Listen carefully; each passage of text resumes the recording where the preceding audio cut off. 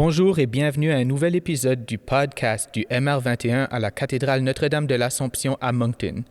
Dans cette série, on reçoit des invités pour discuter de différents thèmes qui touchent au patrimoine du bâtiment et à l'offre du musée.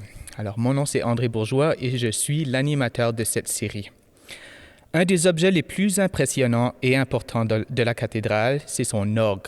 L'orgue de la cathédrale de Moncton, c'est un instrument de beaucoup de superlatifs.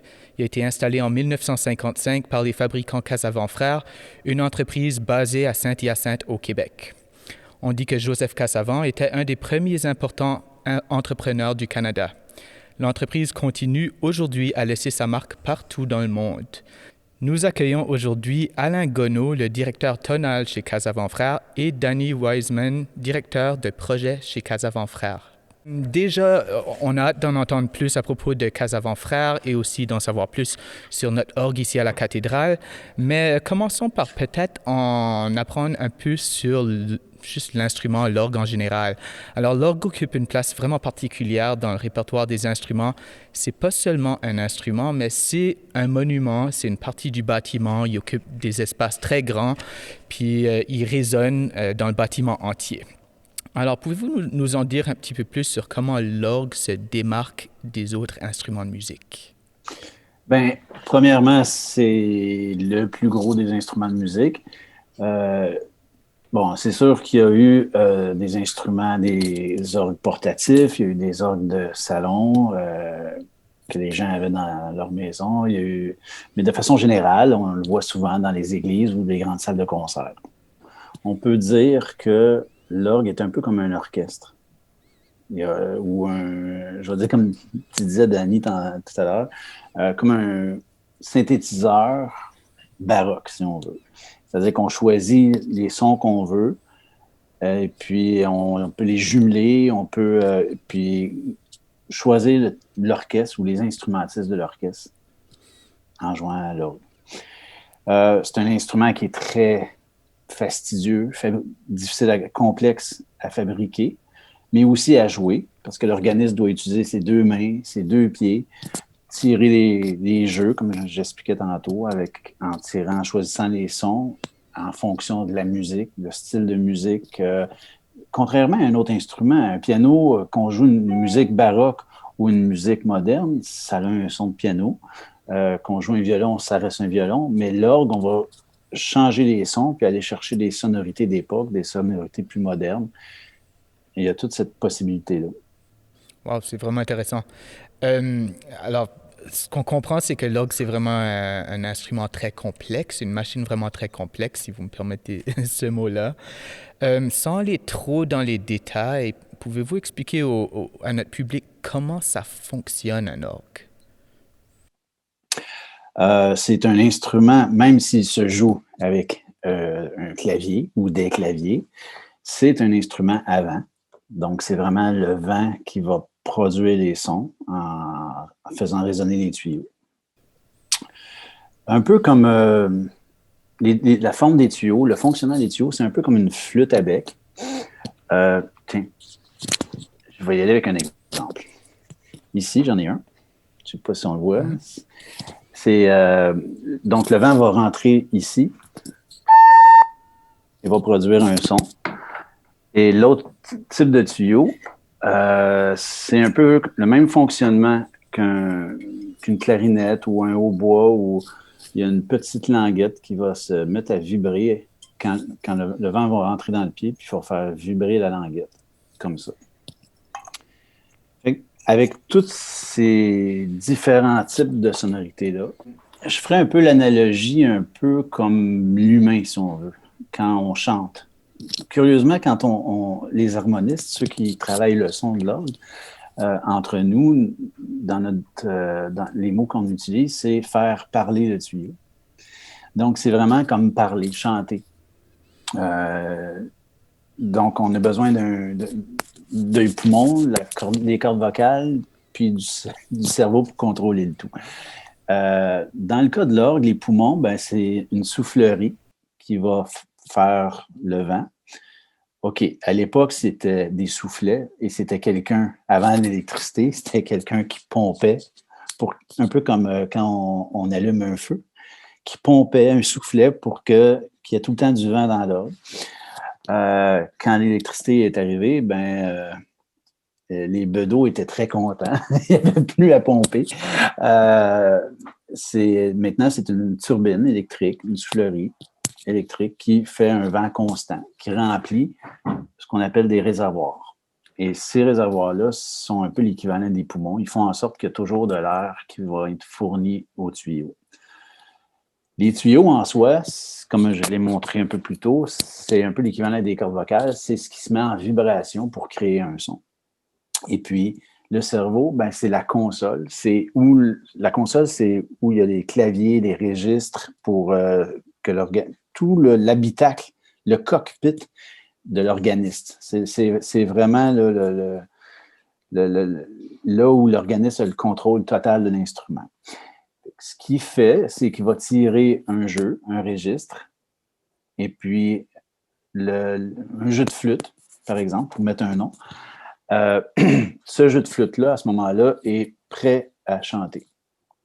Quand l'organiste va jouer un do sur le clavier, à ce moment-là, tous les do de tous les jeux qui sont en attente vont se mettre à jouer.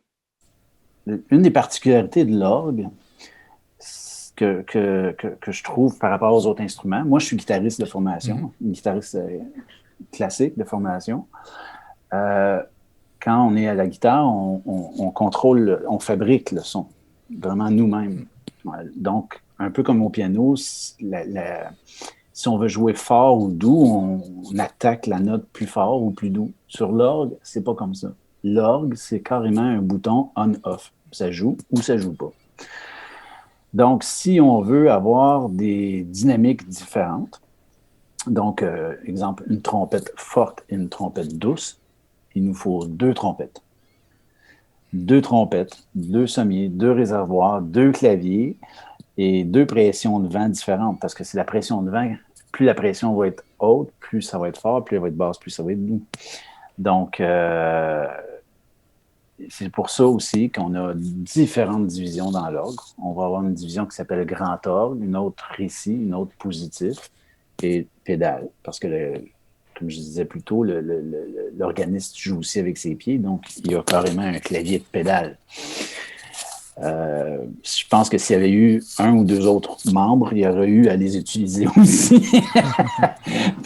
Mais donc c'est ça. On a des divisions différentes qui ont des caractères différents. C'est-à-dire que le grand orgue est grand. C'est le grand orgue, ça le dit. C'est l'orgue le plus principal, l'orgue majeur.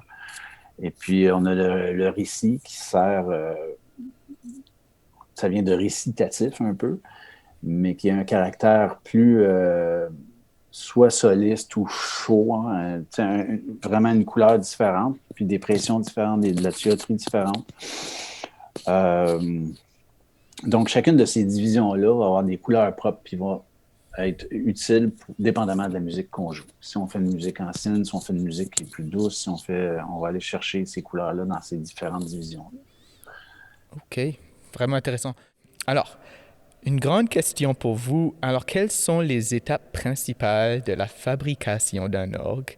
Puis, quels sont les différents spécialistes qui font partie du processus? Il doit y en avoir beaucoup.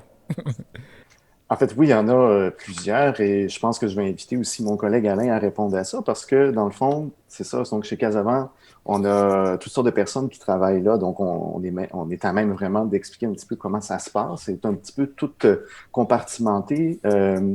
Tout d'abord, comment ça se passe la naissance d'un orgue? Donc, chez Casavant ou dans n'importe quelle autre entreprise, ça passe déjà d'abord par le contact avec le client. Donc, je dis vraiment le mot client parce que oui, on s'entend c'est une entreprise, etc.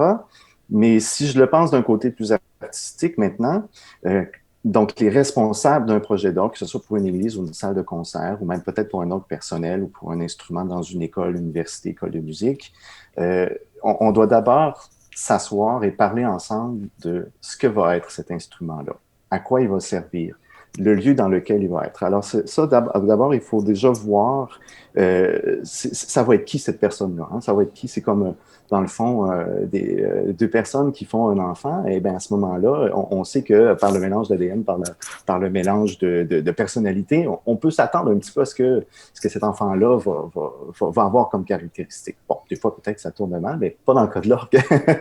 En fait, donc, c'est vraiment ce premier contact-là. On veut savoir qu'est-ce qu'on va faire avec cet instrument-là. Il va être où?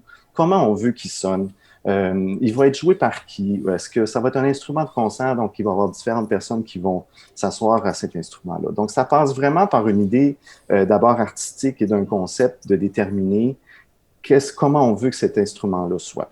Donc, à partir de ce moment-là, quand on commence à élaborer tout ça, dès le départ, la future naissance de cet orgue-là, on commence à faire ce qu'on appelle une liste de jeux. Bon, est-ce que ça va être un grand instrument? Est-ce que cet instrument-là est dédié à une grande cathédrale, à une grande salle de concert?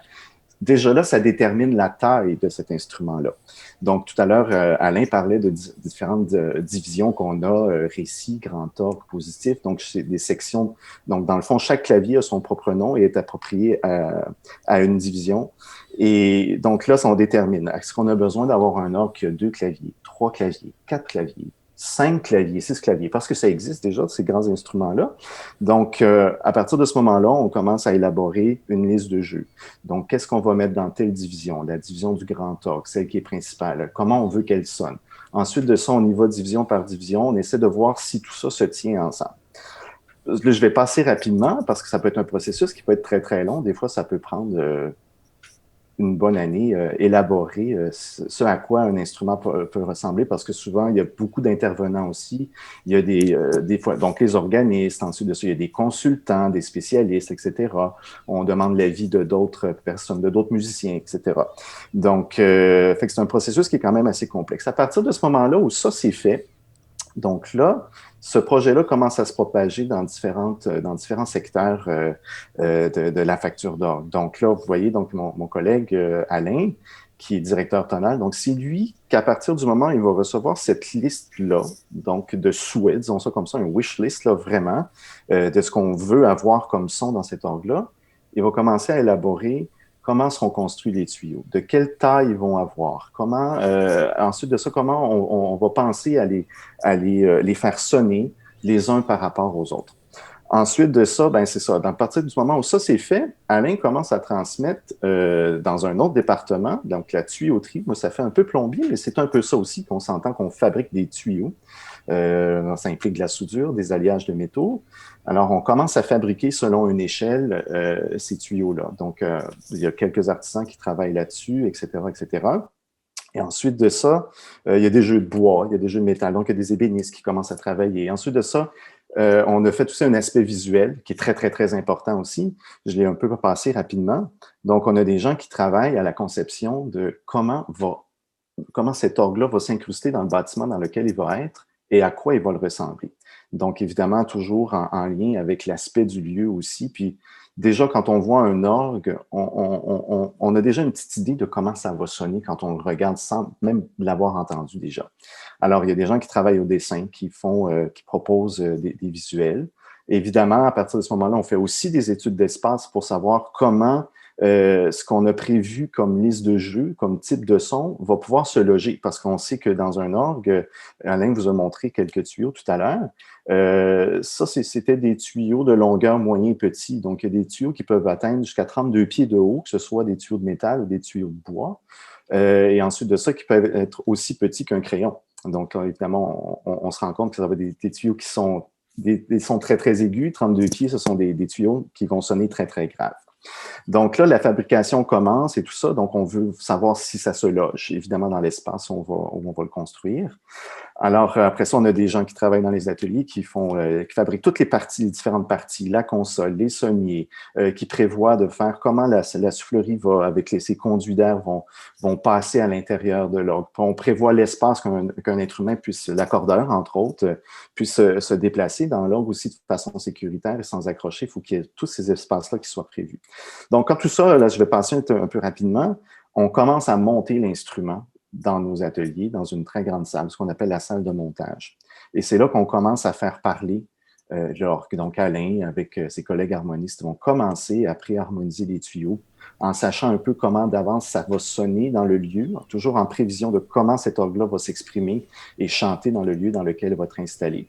Donc, on fait une pré-harmonisation pour voir que tout chante bien ensemble, etc. On fait un calibrage des sons. Et ensuite de ça, donc, plus la fin approche, on commence à tester l'orgue aussi. Donc, ça, des fois, c'est mon rôle aussi. On commence à faire du gros bruit pour savoir que, en jouant tout, en testant l'orgue, pour voir comment il réagit. Parce qu'évidemment, avant que l'orgue parte de l'atelier, avant qu'il soit redémonté, on veut s'assurer que tout fonctionne, évidemment, parce qu'une fois qu'on transporte l'orgue dans son lieu de destination, là où il va être installé, on veut s'assurer que tout fonctionne, évidemment, parce qu'on passe très peu de temps, on essaie de maximiser le temps pour que tout soit fait. On est sûr que s'il y avait des problèmes avant, pendant sa construction, que ces problèmes-là n'apparaissent pas dans le lieu où il va être installé. Alors, à partir du moment où c'est installé, il y a plusieurs semaines de montage. Donc, les ateliers, donc les artisans qui quittent les ateliers s'en vont sur le lieu de montage, commencent à monter la charpente de l'orgue, commencent à installer les tuyaux. Une fois l'aspect visuel, avec la console, les branchements sont faits. Une fois que ça c'est fait à ce moment-là, donc mon collègue Alain ou un autre de nos collègues harmonistes vont commencer à travailler le son pour le calibrer, le faire chanter dans son lieu. Donc, c'est là qu'on voit aussi que chaque instrument devient unique à l'endroit où est-ce qu'il est installé. Donc, c'est un petit peu comme ça. C'est dit très rapidement. C'est très complexe, évidemment, comme processus. C'est pas comme fabriquer un violon, qui sont des instruments magnifiques qui demandent vraiment des qualités d'artisans de haut niveau. Mais l'orgue, il y a vraiment des équipes, des gens qui ont des savoirs différents, qui ont des spécialités différentes, qui travaillent là-dessus. Alors, c'est un processus qui est long et très, très complexe à la fois. Mais dont satisfaisant une fois que c'est terminé. On a toujours une grande fierté à chaque fois qu'on voit un orgue être terminé. Oh, c'est vraiment intéressant. L'orgue est aussi un monument, c'est une partie du bâtiment, une partie du décor, du mobilier du bâtiment. Alors, quelles considérations esthétiques prend-on lorsqu'on fabrique un orgue? Bien sûr, l'orgue, c'est un instrument de musique, mais tout le dessin, la façade, ce qu'on voit de l'orgue, c'est carrément comme un tableau dans un musée. Ça doit nous parler, ça doit nous faire sentir une émotion. Quand on le voit, on doit faire wow, ou il faut que ça crée quelque chose en nous. Des fois, l'inspiration peut venir de symboles dans l'Église. Des fois, c'est de l'architecture de l'Église comme telle. Il y a des fois, en Europe, il y a des cathédrales vieilles de 300 ans, puis ils vont mettre un orgue très moderne dedans. L'inspiration peut venir de plein de choses, mais une chose qui est sûre, c'est ce qu'on veut surtout pas, c'est que quand on regarde l'orgue, qu'on reste indifférent. Je sais pas si tu veux rajouter quelque chose, Danny.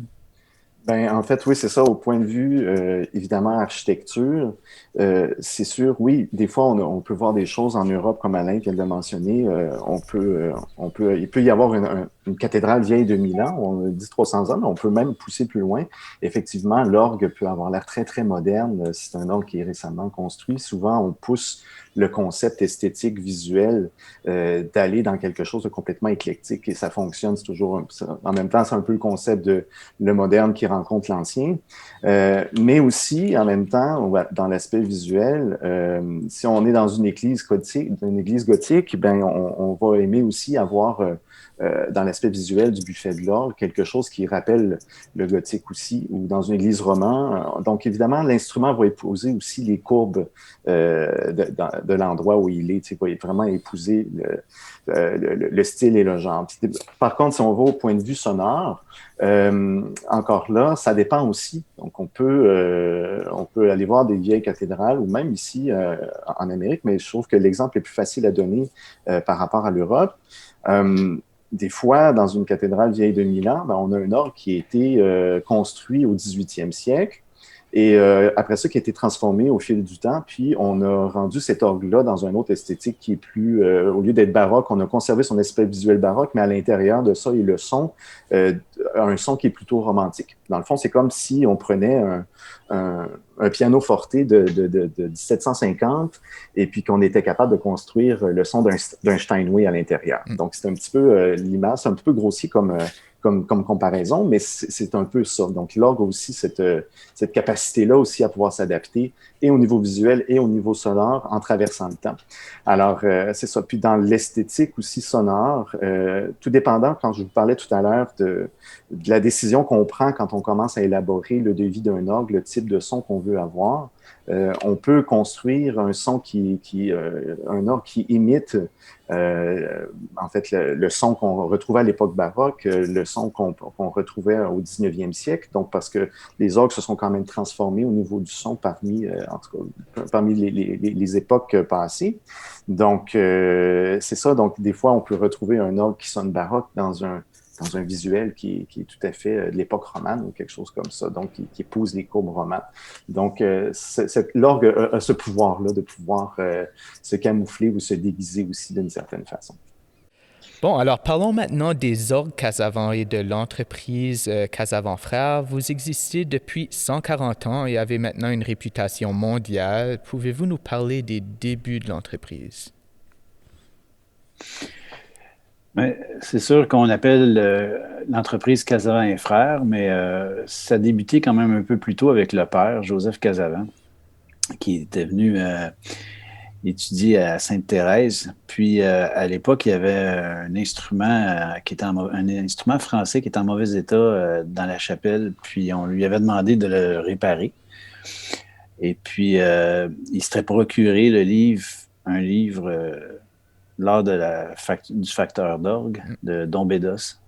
Un livre qui est sorti en 1778 ou 70, je me souviens plus trop, qu'on a toujours ici dans la voûte, qui est peut-être ça, la clé de voûte, le point de départ. Donc, Joseph a fait quand même quelques instruments. Puis, ses fils étaient trop jeunes à l'époque pour pouvoir continuer tout de suite l'entreprise. Mais c'est en 78 que Claver, un des frères, est allé étudier avec des facteurs en Europe. Puis, au bout de quelques temps, il a appelé son frère et il dit « Viens faire un tour, viens faire un tour. » Ils ont été visiter un paquet d'instruments là-bas. Puis quand ils sont revenus, ils ont établi l'entreprise en 1879. Qui ont appelé Casavant Frères, au même endroit, dans le fond, que le père. Et puis, depuis ce temps-là, beaucoup d'instruments, en fait, le corps des instruments qui a été construit par Casavant ont été d'abord au Québec. Mais peu à peu, c'est ça, il y a eu le Massachusetts, les États assez près. Puis les frères Casavant ont vendu des orgues vraiment un peu partout. On a même un en Afrique du Sud, au Mexique, en Jamaïque. Ça s'est étendu au cours des années, là. Puis aujourd'hui, depuis, en fait, 2008-2010, on a commencé aussi à travailler en Asie, soit en Chine ou en Corée. Ou en Chine, mais sur les îles, là, je veux dire Hong Kong et puis Macao, Taïwan. On exporte notre travail encore aujourd'hui en Asie. Puis aux États-Unis, Canada, c'est encore en mouvement. Je ne sais pas si tu veux rajouter des choses, Danny. Oui, mais en fait, c'est ça. Casavant, ce qui est intéressant, en fait, si je reviens un petit peu à votre question, comment on a réussi aussi à étendre la renommée et tout ça. Donc, ça, comme Alain le dit, on a des instruments beaucoup aux États-Unis, on en a au Canada anglais, dans l'Ouest canadien, dans l'Est, au Québec énormément aussi. On en a construit beaucoup. C'est ça, c'est qu'il y a aussi un moment donné où Casavant a installé une usine, un atelier à South Haven en 1912. Donc, les frères Casavant avaient aussi des contacts avec la communauté franco-américaine. Alors, c'est vraiment à partir de ce moment-là qu'ils ont réussi à établir un petit peu leur marché là-bas, puis de plus en plus à étendre la renommée de Casavant aux États-Unis. Donc, on parle entre autres leurs premiers instruments, aux États-Unis, le pouce 1 américain, si on peut dire ça comme ça, c'est en 1895, en fait, qui était à Holyoke, au Massachusetts. Donc, c'est vraiment à partir de là, à partir de 1896 jusqu'en 1910, là, en fait, donc, ils ont vraiment construit plusieurs instruments à New York, à Boston. Ensuite de ça, ben, justement, ce qui est très étonnant, l'instrument en Jamaïque a été construit en 1910. Donc, ils ont vraiment réussi, de par la renommée, la qualité de la facture, à s'installer partout en Amérique du Nord. Puis évidemment, donc après ça, on a parlé de l'Afrique et tout ça. Puis ben là, de plus en plus aujourd'hui, on a aussi beaucoup d'instruments qui partent pour l'Asie. On en a quelques-uns là, qui sont... Il y a des projets qui s'en viennent et tout ça. On ne peut pas en parler tout de suite, mais on est très fiers de ça. Donc, mais c'est ça, je pense qu'on peut dire aussi que les frères Casavant, je pense que c'était vraiment des hommes d'affaires, là, vraiment des gens qui avaient une vision, qui n'avaient pas peur de développer, entre autres, justement, ils ont même apporté plusieurs innovations aussi au sein de l'orgue, donc dans l'aspect mécanique avec l'arrivée de l'électricité et tout ça. Donc, je pense que c'était des gens vraiment visionnaires, des hommes d'affaires assez sérieux aussi, puis qui ont toujours cherché aussi à s'adjoindre avec des gens qui avaient vraiment des talents et des compétences pour les aider à faire du développement, puis à faire en sorte que cette maison-là, la maison Casavant, ait vraiment une renommée au niveau de sa facture, la qualité des instruments qu'ils construisaient. En fait, une chose qui est intéressante, c'est que Claver était l'artiste, mais Samuel était de formation, je crois qu'il était ingénieur, si je me souviens bien. Puis il faut penser aussi que Casavant, en 1880, l'électricité, c'est pas encore tout là. Donc, on parle du début du siècle quand l'électricité arrive, puis c'est là qu'ils ont développé énormément À l'époque, c'est vrai qu'on reconnaissait la grandeur de l'entreprise quasiment au nombre de brevets, mais à ce moment-là, les frères Casavant, autour des années 10, ils ont développé beaucoup, beaucoup de brevets, puis toute l'avenue d'électricité là, qui faisait en sorte qu'on pouvait rapetisser l'instrument, sauver de l'espace, puis l'organiser différemment. Puis à cette époque-là, on était vraiment des pionniers, sans rentrer dans les détails, dans certains éléments de l'orgue, chose qui ne se faisait pas en Europe de cette façon-là. C'était vraiment typique d'ici. Puis on peut même penser à l'orgue de la basilique Notre-Dame à Ottawa, en fait, où est-ce qu'ils ont fait un hybride, justement, avec l'arrivée de l'électricité. L'orgue était mécanique, mais ils ont réussi à brancher un orgue de chœur avec l'électricité à partir de la console principale qui était au jubé et l'orgue de chœur en bas. Donc, c'était vraiment des gens qui étaient innovants, donc qui ont su tirer avantage des nouvelles technologies de l'époque. Donc, ils étaient très brillants. Bon, les églises maintenant sont de moins en moins fréquentées, puis il y en a même beaucoup qui ferment leurs portes. Nous, la cathédrale de Moncton a été sauvegardée grâce à plusieurs différents efforts, des campagnes couronnées de succès, la création d'un musée, l'aménagement d'espaces de bureaux et tout ça, mais ce n'est pas le cas pour toutes les églises. Pouvez-vous nous dire comment la fermeture d'églises menace le patrimoine de Casavant Frères, puis quels efforts sont mis sur place pour sauvegarder ce patrimoine? Oui, alors ça c'est la question qui est, disons, la plus difficile dans le sens que, effectivement, donc enfin, ici en Amérique, là, je vais prendre évidemment comme situation le Québec, au niveau démographique, puis j'imagine aussi un petit peu chez vous, ça doit être un peu la même chose, où est-ce qu'on retrouve souvent en région, à 8 km, on avait une église. Donc, si on parle de Montréal, c'est la ville au Sans-Clocher, il y a une église à tous les coins de rue. Donc, évidemment, avec toute la Révolution tranquille et tout ça, donc oui, c'est vrai, les églises sont moins fréquentées depuis les 50 dernières années. Et ça laisse beaucoup de patrimoine derrière. Effectivement, on se pose la question, je pense que c'est encore une question d'actualité. Qu'est-ce qu'on fait avec tout ça? Ne serait-ce qu'avec les églises, on voit qu'il y a beaucoup d'efforts qui sont mis pour essayer de récupérer les bâtiments, de leur donner une deuxième vocation. Mais quand on parle de ce qu'il y a à l'intérieur, et plus particulièrement l'orgue, leur donner une deuxième vocation, c'est quelque chose qui est un petit peu plus difficile. On sait qu'on n'arrive pas déjà à la base à sauver toutes les églises. On sait qu'il y a des églises qui ont été démolies. Il y en a d'autres qui vont l'être sans doute. La situation est triste. Nous, par contre, au niveau des orgues, c'est sûr qu'on se donne un petit peu comme mandat. Oui et non, parce qu'on ne peut pas réussir à tout faire. On essaie d'aider à sauvegarder certains instruments ou du moins à leur donner une seconde vie. Et c'est pas quelque chose qui est très, très évident parce que, comme on en a parlé un petit peu plus tôt, chaque orgue est adapté à l'endroit pour lequel il a été conçu. Alors, des fois, les orgues ne se réadaptent pas nécessairement dans un autre lieu.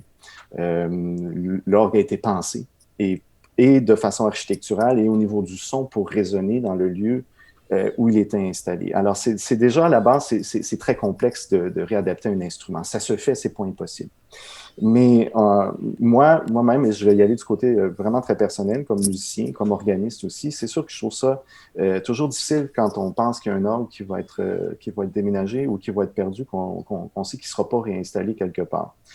C'est un instrument de musique à la base, pour moi, c'est comme une personne, c'est quelqu'un qui a une vie, qui a une histoire qui y est rattachée. Et comme un violon, bon, on est chanceux, on a des Stradivarius qui ont réussi à traverser le temps. On a encore peut-être parmi ces instruments qu'il a construits, il y en a 600 qui nous sont parvenus jusqu'à aujourd'hui. Maintenant, est-ce que les orgues qu'on a construits depuis les 100 dernières années, est-ce qu'ils vont tous passer à travers le temps? Est-ce qu'ils vont réussir à survivre? On n'est pas capable de le dire à ce moment-ci. Nous, on fait des efforts actuellement, évidemment, avec des paroisses qui sont en train de fermer, qui nous contactent régulièrement. On aimerait faire quelque chose. On ne veut pas que notre orgue soit perdu. Qu'est-ce qu'on peut faire avec? Donc, souvent, des fois, avant de penser des fois à un instrument neuf, on voit si on n'a pas un instrument qui pourrait bien se réadapter. Des fois, on propose ce genre de solution-là. Mais c'est pas nécessairement évident parce que des fois, oui, l'instrument est trop gros, l'instrument est trop petit, l'instrument correspond pas à l'esthétique qu'on aimerait avoir. Donc, c'est ça, c'est des paramètres qui sont vraiment très, très complexes, puis c'est pas simple. Vous voyez, actuellement, on a un orgue qui est entreposé dans nos ateliers qui provient d'une église de Québec qui a été démolie, puis qu'on essaie aussi en fait, qu'il y a un projet de le réinstaller ailleurs. Et souvent, ce qui se passe aussi, c'est que, évidemment, les églises étant moins fréquentées, les budgets non plus ne sont pas au rendez-vous. Et ça ne veut pas dire non plus qu'il y aura des subventions pour appuyer ces projets-là. Alors, il y a vraiment, je trouve, il y a des efforts qui sont à faire, je pense, collectivement, à prendre en considération que ce n'est pas parce qu'on se débarrasse de la religion qu'on doit aussi se débarrasser de ce qui vient avec. C'est d'abord un orgue, c'est avant tout, c'est pas une église, c'est un instrument de musique. Mais en même temps, est-ce qu'il y aura de la place pour tous ces instruments-là pour essayer de les relocaliser, de leur donner une seconde vie? Probablement, nécessairement pas, en fait. Puis c'est ce qui est triste dans cette histoire-là. Donc, c'est sûr qu'il y aura des instruments qui vont se perdre. Je pense que le ministère de la Culture, en tout cas, du moins ici au Québec, les gouvernements, aussi les corporations de patrimoine religieux essaient de faire des efforts considérables, mais je crois que ça ne sera pas possible à long terme de penser à sauver tous les instruments qui auront besoin d'avoir une seconde vie ou d'une église qui va fermer. Alors, c'est un petit peu le côté triste de cette histoire-là. On sait qu'il y aura des instruments qui vont être perdus. Parlons maintenant de l'orgue de la cathédrale Notre-Dame de l'Assomption à Moncton. Alors, vous nous avez dit qu'il s'agit d'un instrument audacieux pour son époque. Pouvez-vous élaborer sur ce point? Puis en quoi l'orgue de la cathédrale de Moncton est-il spécial? D'abord, bon, il a été construit dans une période, disons, musicale, mais aussi dans l'esthétique de l'orgue, où est-ce que tout était en changement ici, au Québec particulièrement. Il y a eu à un moment donné un vent qui a fait tout tourner. Disons, après la guerre, en fait, après la Deuxième Guerre, beaucoup de musiciens sont allés étudier en Europe. Première des choses. Et donc des organistes aussi qui ont été en contact avec des instruments plus anciens, donc des instruments du 18e siècle, des instruments du 19e, évidemment, ceux qui ont résisté, évidemment, après la guerre, parce qu'on sait qu'il y a beaucoup d'églises qui ont été détruites. Et donc, ces organistes-là, en fait, sont revenus avec un nouveau son. Donc, on pouvait tout d'un coup, on a découvert qu'on pouvait jouer du Bach sur un orgue de l'époque de Bach et que ça sonnait pas du tout comme chez nous, en fait. Nous, on était plus au début du siècle, jusque dans les années 30, dans un son qui était plus 19e siècle, en fait. Donc, très, très rond, très présent et tout ça. Puis, on s'est rendu compte que ces orgues-là qui ont été construits dans les années 1700 avaient une sonorité qui était très, très, très lumineuse, plus fine, et qui n'était pas, j'aime pas utiliser ce mot-là, mais plutôt ronflant. Donc, c'était pas ronflant comme on connaissait un petit peu ici. Et donc, ces organistes-là qui sont venus ici se sont dit, à nous, on fait un peu de pression sur Casavant, ils se sont dit, on veut jouer ce répertoire-là, ce répertoire ancien-là, sur lequel on était en contact avec ces instruments-là. Comment on pourrait réussir à recréer un petit peu tout ça. Donc ça, c'est vraiment, je vais faire une histoire courte avec ça quand même, parce que je vais en venir à l'orgue de la cathédrale. Donc, on a essayé d'avoir un nouveau son, en fait, chez Casavant. Donc, ça s'est passé aussi avec l'harmoniste qui était à l'époque Stephen Stout, qui était là quand même de 1918, je crois, jusqu'à la fin des années 50. En fait, donc, il a été amené, en fait, à essayer de recréer ça, vraiment de faire un tournant dans la facture, dans la sonorité de l'orgue. Et l'orgue de Moncton s'inscrit dans ce grand courant-là. Il y a plusieurs instruments, évidemment, qu'on a construits ci et là, mais l'orgue de Moncton est un des deux plus grands instruments de cette esthétique-là. Donc, je pense entre autres à l'orgue de Saint-Roch de Québec, qui a servi aussi un petit peu de modèle pour l'orgue de la cathédrale de Moncton. Alors, on retrouve en fait dans ce type d'instrument-là, comme on a chez vous, à l'église Saint-Roch ou d'autres instruments de ces années-là, en fait, énormément de couleurs. Donc, on se rapproche vraiment des couleurs orchestrales. On a parlé tout à l'heure de différents timbres qu'on avait dans l'orgue. Et là, on a essayé de vraiment aller chercher le maximum, vraiment d'aller puiser là, dans les ressources de couleurs qu'on peut faire avec un orgue. On a essayé de tout inclure ça. Et en fait, dans la conception de cet orgue-là, on sait, donc ça a commencé aux alentours des années 39, parce qu'en regardant un petit peu l'historique de l'orgue de la cathédrale de Moncton, on peut suivre aussi l'évolution de la construction de la cathédrale. Ça, c'est vraiment très, très intéressant. Donc, quand on parlait qu'un orgue aussi s'adapte au lieu, on voit que c'est intimement relié. Quand on regarde vraiment l'histoire de l'orgue de la cathédrale de Moncton, ça s'inscrit vraiment, les deux de pair, on sent le fil conducteur du lieu et de l'instrument qui va aller avec. Donc, on avait imaginé donc, cet instrument-là, quand je vous parlais tout à l'heure, le début de la naissance d'un orgue. Donc, il y avait plusieurs intervenants et puis j'ai pu, à un moment donné, j'ai arrêté un petit peu de compter en consultant notre dossier d'archives. Il y a une vingtaine de devis qui ont été faites, je pense, pour vraiment essayer de trouver la justesse dans ce qu'on voulait avoir comme sonorité dans cet orgue-là.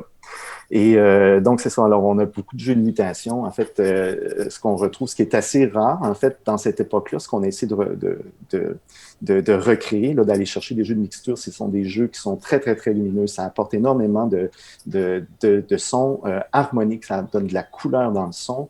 On a une section de pédales qui est gigantesque, en fait, et où on retrouve beaucoup de ces sons-là adaptés. Donc, je vous parlais de mixture. J'essaie de vulgariser ça au maximum parce que je veux que le maximum d'auditeurs comprennent. C'est très complexe comme instrument, on en a déjà parlé. Donc, c'est ça. Donc, je pourrais dire en gros que c'est un instrument qui a énormément de couleurs et qui est aussi volumineux. C'est quand même 67 jeux, mais qui donne tout près en même temps de 81 registres. Donc, on a énormément. C'est une grande console à 4 claviers. C'est un orgue qui est vraiment de type, on peut dire symphonique là, pour l'époque, parce qu'on est allé chercher le maximum de couleurs. On voulait un peu recréer vraiment cette sensation d'orchestre-là. Et plusieurs personnes, en fait, ont été consultées. Donc, il y a vraiment plusieurs intervenants dont, entre autres, M. Philippe Arsenault, qui a été le premier organisme de la cathédrale jusque dans les années 60, élaborait des devis, évidemment, conjointement avec Casavant. Je sais aussi qu'il y a aussi une sommité en France à l'époque qui était un spécialiste de registration. Il y a un traité de registration à l'orgue, c'est-à-dire comment bien agencer les jeux quand on veut jouer des pièces à l'orgue, qui s'appelait Jean Huré. Il a même participé à l'élaboration de ce devis-là. Et puis, ça a pris un certain temps parce que on a commencé à parler de cet instrument-là, de la naissance de cet instrument-là, en 1939. Donc, il y avait dans les Maritimes un certain monsieur Ledoux, qui était un représentant chez Casavant, en fait, qui était là pendant de très nombreuses années. C'est un homme de Saint-Hyacinthe qui s'est installé dans la région des Maritimes et donc il a déjà fait ce premier contact-là. Donc, il était en contact aussi et avec Casavant, mais aussi avec Philippe Arsenault pour l'élaboration de ce projet-là. Alors, ils ont travaillé vraiment très, très fort. En tout cas, j'ai vu toutes sortes de débauches de devis pour vraiment atteindre ce qu'on trouve là maintenant, d'avoir un orgue qui est extrêmement polyvalent, qui est aussi vraiment très, très coloré. Puis, comme je vous ai montré, M. Bourgeois, ce matin, en fait, tout ce qu'on parle, en fait, comme on est à l'écran, je pense que ça peut être le fun, ça peut être intéressant de montrer aux gens.